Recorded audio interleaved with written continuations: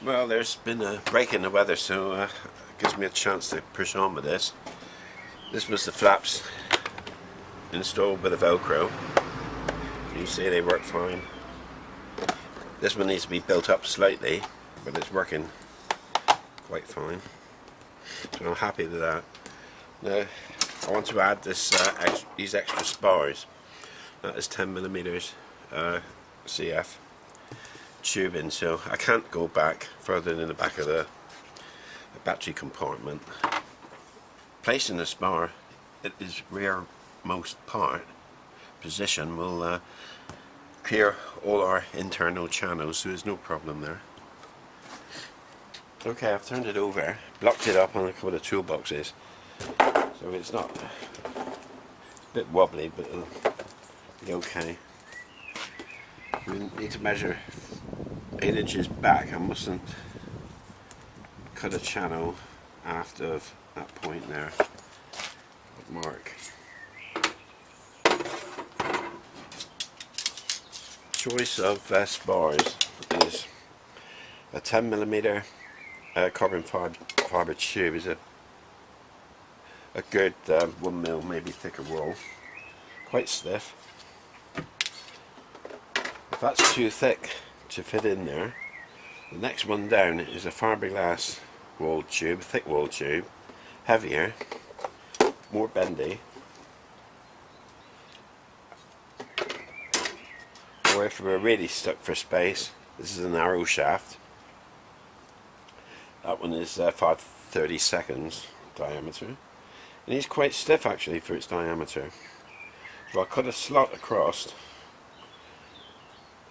in front of that mark.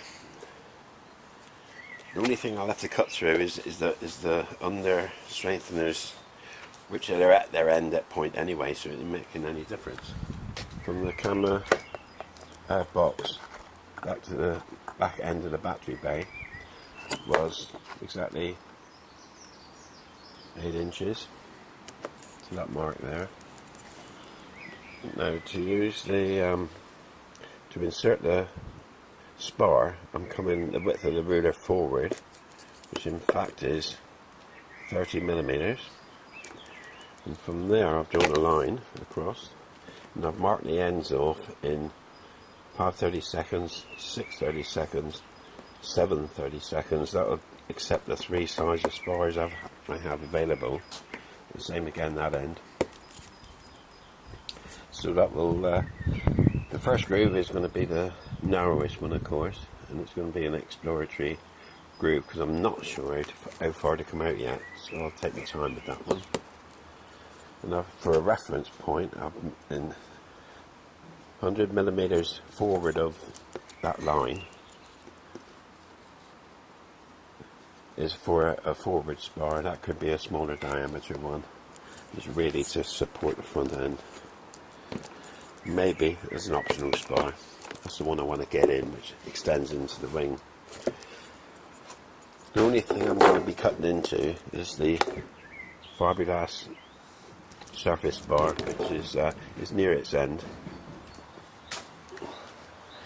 Okay, this is the solution. This is what I've decided to use: 10mm carbon fibre tubing, which goes in there. I'll just clamp it. It just needs a slightest clamp to get the ends level with the underside.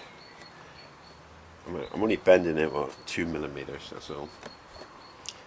And the other one is the glass fibre tube of 8mm outside diameter. And that will go through and sink into there.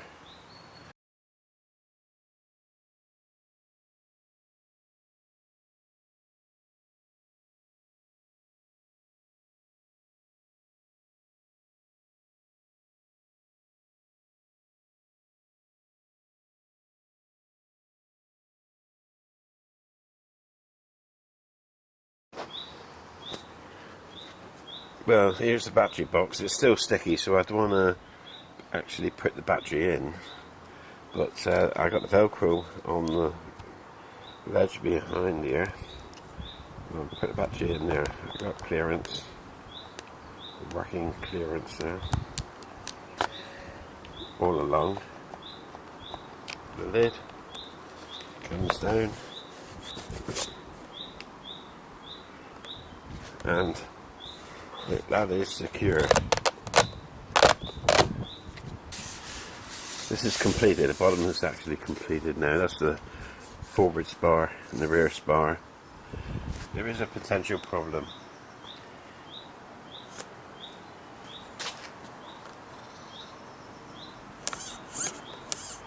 That's no good.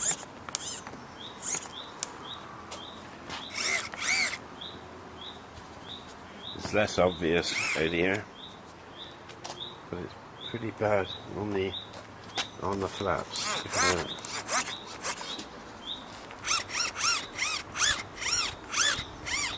I think I'll probably change these. I think I'll cut some out of glass, 1.6mm glass fibre sheet. That's no good. No good at all. This is the layout of this camera box I made. I don't know where I'm going with this one exactly. You can see down there I put in just 1/2 of Velcro. It's just something so it's something resilient that the camera will press against. So you drop the camera down, move it forward. Underneath I've got a bit of Velcro that's not glued. Actually rock on it. And then a bit of foam behind. Hold it in position. So I might want to actually tilt it down at some time. If it's not, if it's pointing towards the sky. But for now it will do. That's the 5000 mAh Turnigy battery, fit in fine. Rather than force these leads, I'll make up a short extension to take it through to the cable behind in the rear box. That's just an example 1300 mAh 3S battery for the FPV side of things, and everything folds away quite neatly. So the only problem now is the horns that I'm going to replace. Check the centre of gravity and then it'll be ready to fly.